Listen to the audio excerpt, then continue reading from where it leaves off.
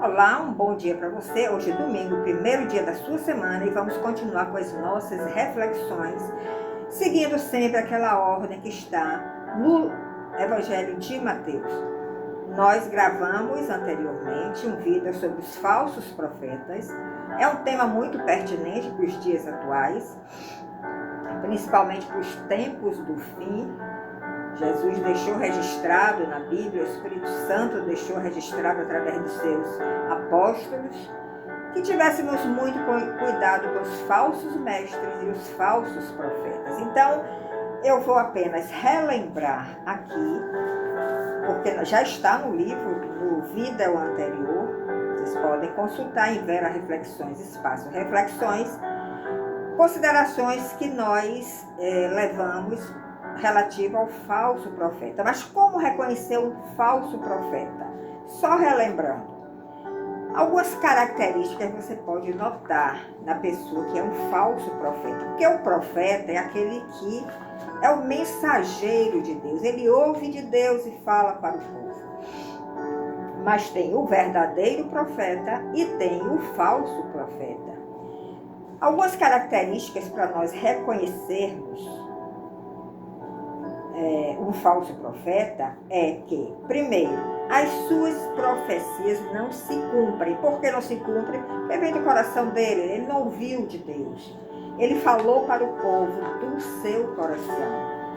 Outra característica, eles contradizem a Bíblia. Então, eles começam a lhe dar princípios e valores que não estão condizentes com a Bíblia. Por isso é importante nós conhecermos a palavra, para termos esse discernimento. Porque eles sempre vão tentar ensinar coisas erradas que não estão de acordo com o que a Bíblia nos diz. Eles distorcem a palavra do Senhor. Uma outra característica, eles causam muito problema. Eles causam divisões na igreja, eles causam divisões em qualquer ambiente que ele esteja atuando. Eles semeiam contendas, semeiam controvérsias entre os irmãos da igreja, principalmente. Então devemos ter muito cuidado, porque o falso profeta ele vai preferir sempre este campo, o campo da igreja de Cristo, o campo missionário, o campo onde ele pode atingir as ovelhas do Senhor. Então, você pode ler 2 de Pedro 2, de 1 a 3, que Pedro fala sobre essa questão dos falsos mestres, falsos profetas. Você pode ler 1 Timóteo 6, de 3 a 5. E uma outra característica é que eles são manipuladores. Eles gostam de manipular as pessoas para satisfazer os seus desejos egoístas e para que eles tenham o poder na sua mão. Eles são amantes do dinheiro, eles são amantes do engano, do espírito do engano. Eles fazem chantagem emocional, ele infunde o medo, ele infunde a bajulação para poder conseguir aquilo que eles querem. Em Romanos 16, 17 e 18, eu vou ler aqui o que está escrito, que diz o seguinte: eles não ouvem a verdade. E quando confrontados com a verdade, eles não se arrependem e nem aceitam nenhuma dúvida. Muitos falsos profetas saem das igrejas. Preste atenção a isso. O campo dele preferido é a igreja. Eles saem das igrejas para criar novos movimentos, levando ali um rebanho, ou parte do rebanho. Porque eles não aguentam ouvir a verdade, eles rechaçam a verdade. Então, eu lembrei aqui algumas características dos falsos profetas. E agora vamos falar um pouco sobre Balaão. Balaão, todos que conhecem a Bíblia conhecem a história de Balaão. Ele é tido por alguns como um profeta midianita, que morava lá numa cidade da Mesopotâmia. E ele foi contratado pelo rei Balaque, que era o rei de Moabe, para amaldiçoar Israel. Mas em vez disso, Deus o obrigou a abençoar em vez de amaldiçoar o povo de Israel.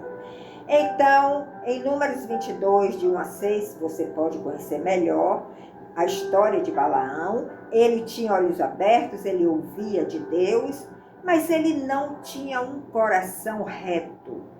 Ele não tinha um coração honesto diante de Deus. Ele era chegado ao dinheiro, ele gostava de uma recompensa, porque ele tinha este dom e ele queria usar este dom para ser recompensado de alguma forma. E o rei Balaque estava disposto a lhe dar uma boa recompensa se ele amaldiçoasse o povo de Israel, que estava ali em grande multidão, e o rei Balaque estava temendo que o povo se voltasse contra ele. Mas Deus ama tanto seu povo que ele estava com Balaão nas suas mãos. Apesar dele ter olhos abertos, apesar dele ouvir de Deus, isso é uma característica de um profeta, mas Deus sabia que as motivações do seu coração não eram corretas. Então Deus deu uma ordem que ele podia ir, mas ele só iria fazer o que Deus ordenasse. Que em vez de amaldiçoar Israel, ele ia abençoar. E ele fez isso por 3 vezes. Ele não conseguiu falar nada contrário ao que Deus tinha lhe ordenado. E o rei Balaque, oferecendo recompensas e mais recompensas, mas não viu ali o seu desejo atingido.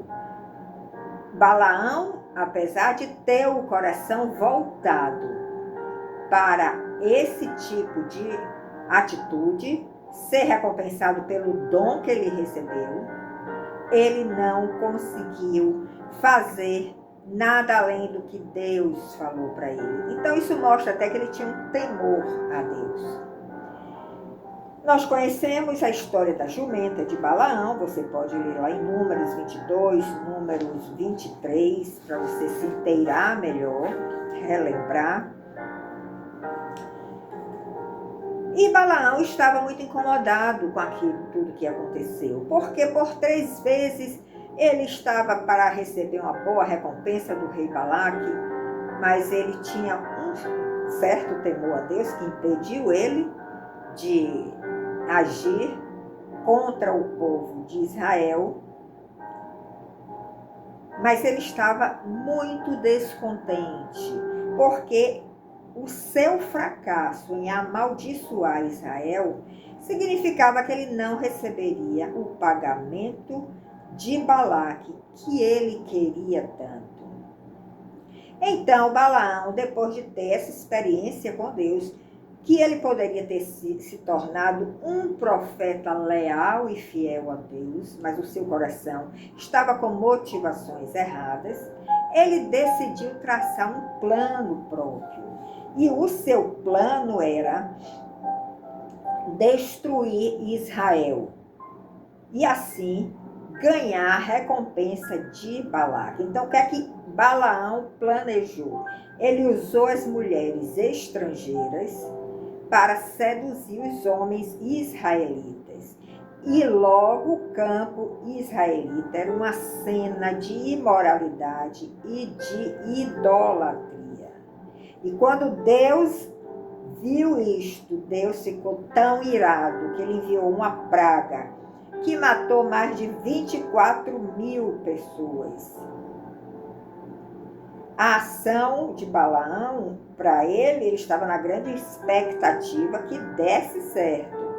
Mas houve uma ação mais rápida de um sacerdote israelita, Finéias, chamado Finéias, e que ele salvou Israel. Porém, Deus ordenou a Moisés que se vingasse do crime de Balaão, porque o crime de Balaão foi muitíssimo grave. Ele levou o povo a cometer imoralidade e idolatria. Então, foi declarado guerra contra os midianitas onde foram mortos 5 dos seus príncipes, um grande número de outras pessoas, sem distinção de idade ou sexo, entre os quais estava Balaão. Você pode ler isto para conhecer melhor em Josué 13:22. Então, o que é que nós queremos chamar a atenção nesse vídeo? Nós queremos chamar a atenção para as motivações do nosso coração. Porque as motivações do nosso coração, essas motivações vão nos levar a um caminho reto ou ao caminho tortuoso. As motivações do nosso coração vão nos levar a nos aproximarmos de Deus ou nos afastarmos de Deus, a sermos abençoados por Deus ou sermos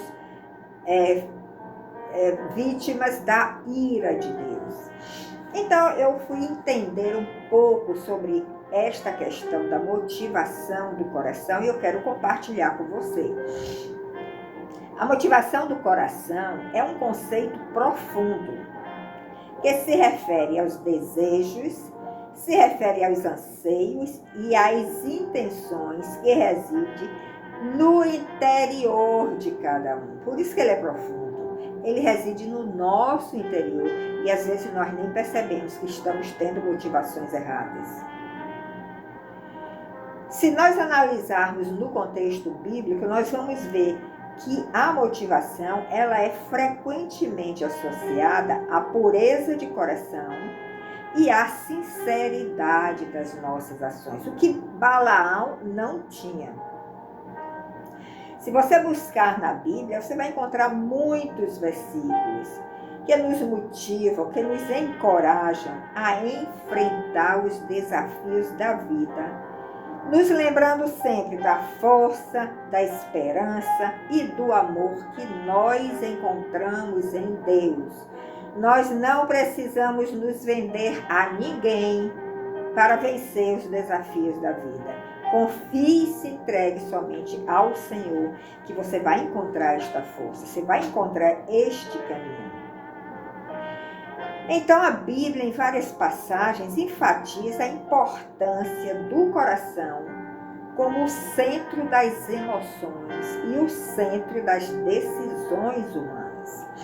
Abra sua Bíblia em Provérbios 4, verso 23, e vamos ler o que está escrito aí.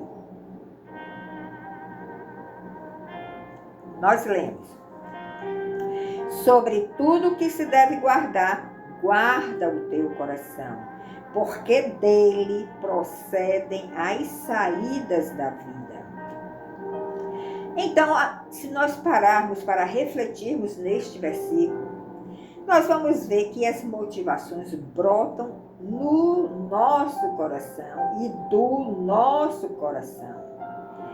E essas motivações terão um impacto significativo em nossas vidas e também terão um impacto significativo na nossa relação com Deus e na nossa relação com o próximo. Então veja como é importante nós conhecermos as motivações do nosso coração.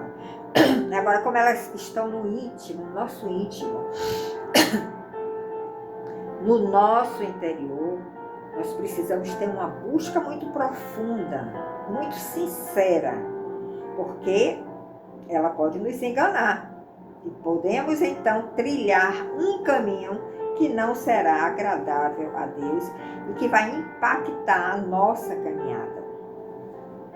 As motivações podem ser tanto positivas quanto negativas, né? Todos nós entendemos isso. As positivas vão nos levar para um bom caminho, uma boa relação com Deus, uma boa relação com o nosso próximo. As negativas vão nos afastar de Deus e vão fazer com que nós prejudiquemos o próximo, até aquele próximo que nós amamos tanto, que está bem perto de nós. Então vamos ter cuidado com essas motivações negativas.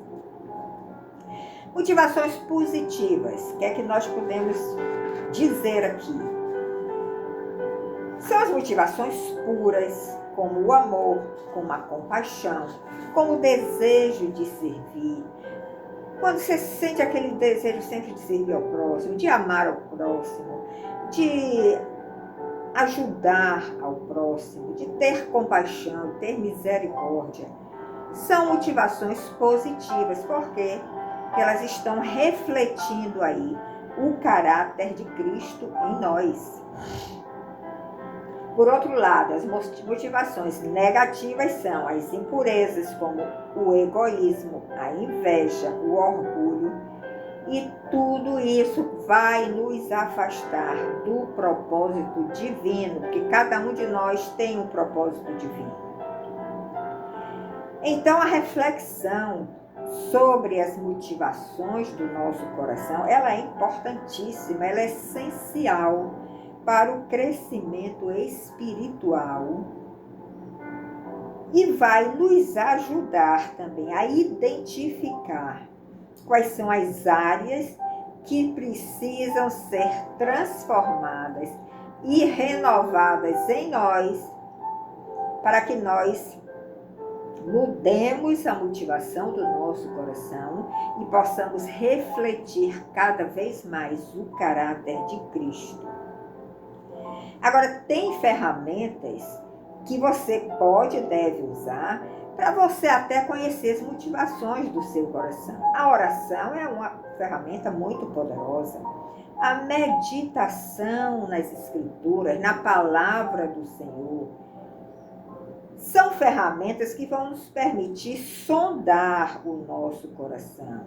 E quando nós sondamos o nosso coração e nós entendemos, enxergamos as motivações que estão nele, se estamos buscando uma retidão de caráter, nós vamos pedir ao Senhor que tire aquela motivação negativa do nosso coração e que alinhe a nossa vida, a nossa vontade, a vontade do Senhor.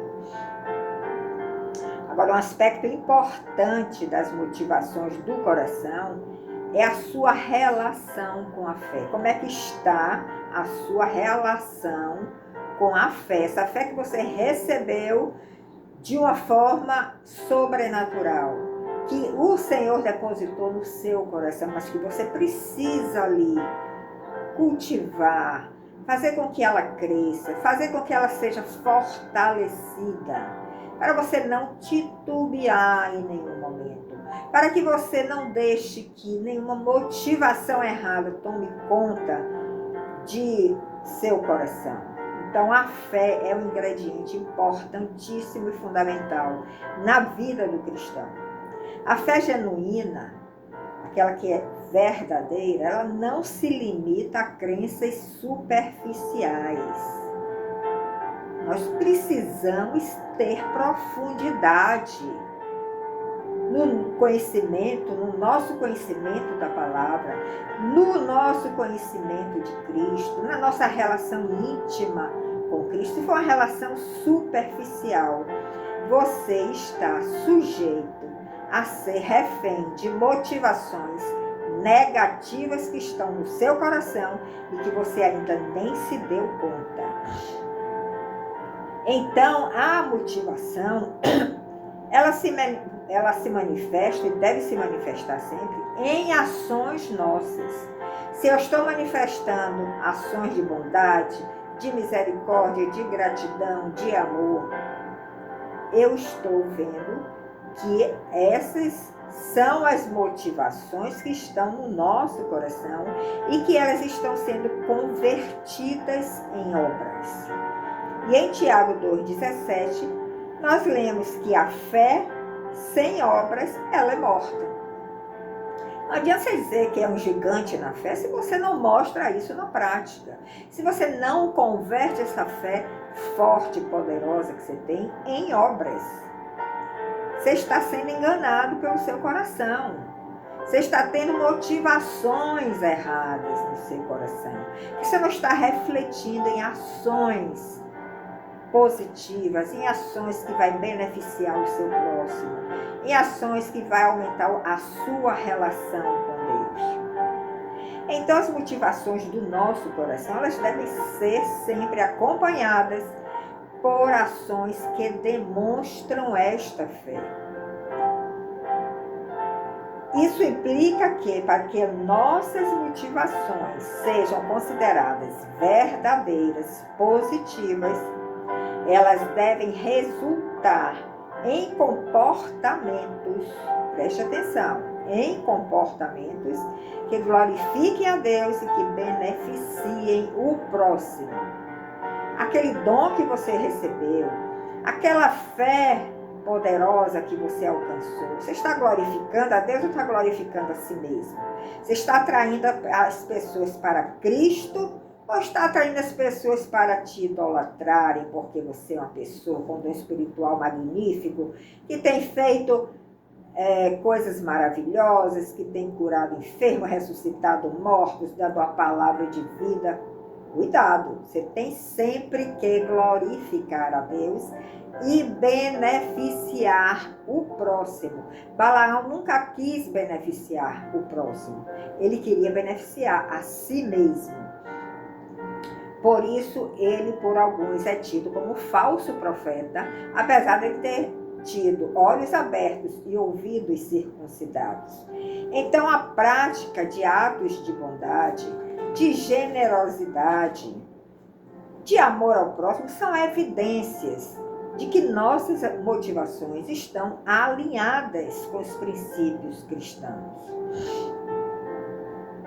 E quando nós reconhecemos que somos amados e aceitos por Deus, nossas motivações começam a mudar. Repare quando uma pessoa se sente amada, como ela muda o comportamento dela.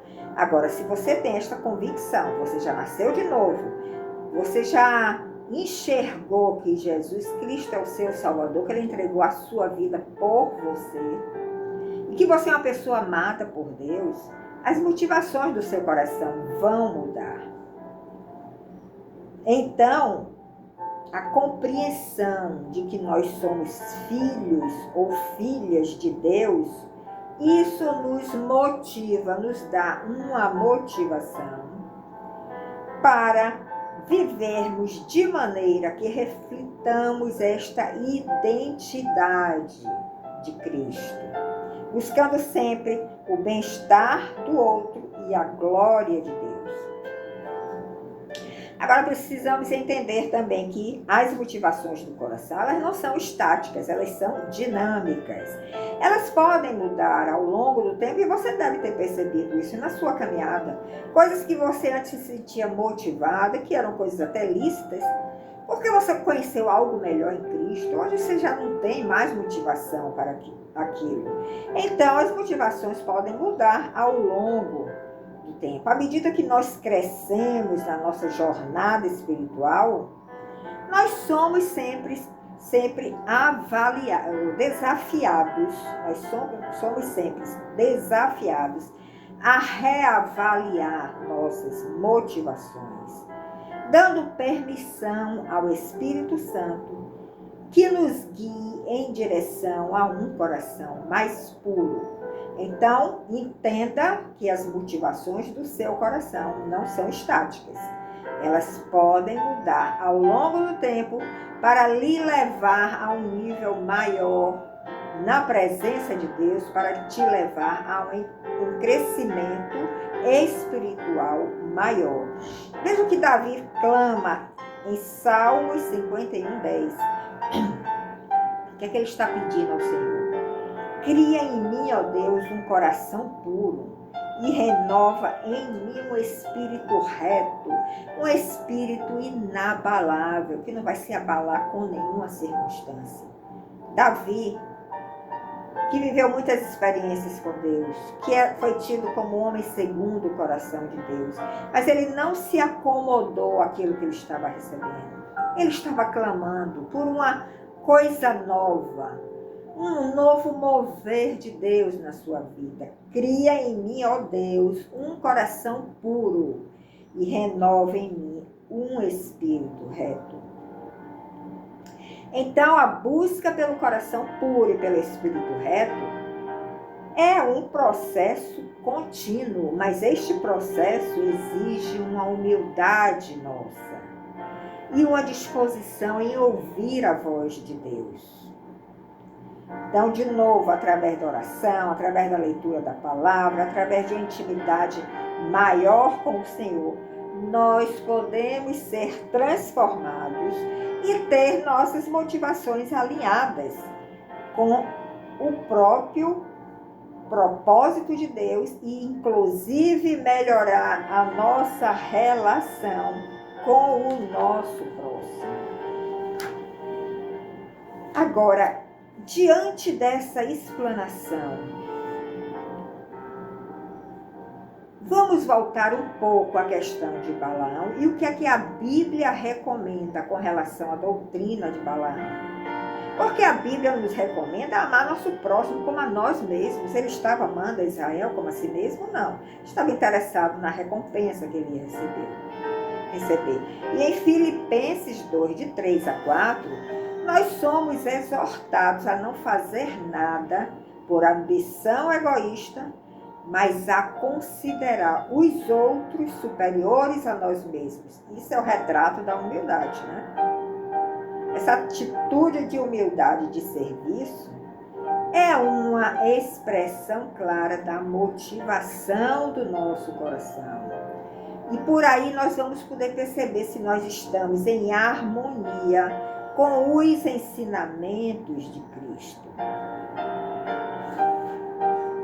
Quando nós vamos, por exemplo, a 2 de Pedro 2, 14 a 16 e Judas 1, de 10 a 11, Judas só tem um capítulo, nós vemos que no Novo Testamento os escritores compararam falsos mestres, falsos profetas do seu tempo com Balaão. Isso está registrado na Bíblia. Veja o que nós lemos. Como Balaão, tais mestres se preocupavam unicamente com o ganho pessoal, mesmo que seus ensinamentos fossem prejudiciais, moral e religiosamente ao povo de Deus. Você está enxergando aí? Eles encorajavam o povo de Deus a se... Apocalipse 2, 14 e 15, nós lemos. Eles encorajaram o povo de Deus a se juntarem às práticas idólatras e a se envolverem em comportamentos imorais. Em Números 2, de 15 a 17, se pode comparar com Números 25, de 10 a 13. E nós vemos que Deus assegurou aos que seguiram o caminho de Balaão que estariam indo para a destruição. Mas ele disse e prometeu que aqueles que resistissem, eles teriam alcançado ali a bênção do Senhor. Então nós vemos aqui que Balaão, para mim, ele é tido como falso profeta. Alguns consideram que ele era um profeta de Deus, mas ele tinha uma motivação errada, ele tinha um desejo egoísta, uma ambição de destruição do povo de Deus para receber uma recompensa. Então, cheque as motivações do seu coração. Ouça esse vídeo, reflita, veja quais são as ferramentas que você pode usar para conhecer melhor as motivações do seu coração e corrija aquelas que não estão alinhadas ao propósito de Deus, ao Espírito reto de Deus. Muito obrigado pela sua audiência, eu lhe aguardo no próximo domingo. Até lá!